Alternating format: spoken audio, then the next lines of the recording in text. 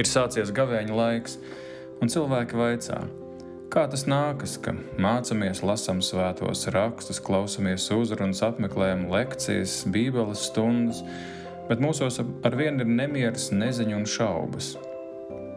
Ne tikai Dieva vārda dzirdēšana un mācīšana ir dzīve, bet dzirdētā turēšanā un tajā, lai dievišķais vārds kalpotu mums kā likums un dzīves vadītājs. Ne jau tas ir tēvs, kurš laiž pasaulē bērnu, bet tas, kurš uzņems atbildību par viņu.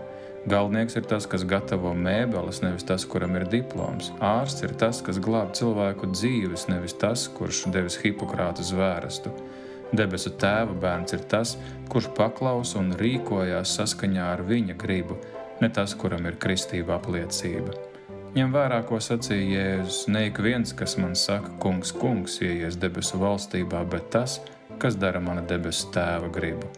Turamies pie Kristus, dodot žēlastības dāvanas, lūdzoties un gavējot.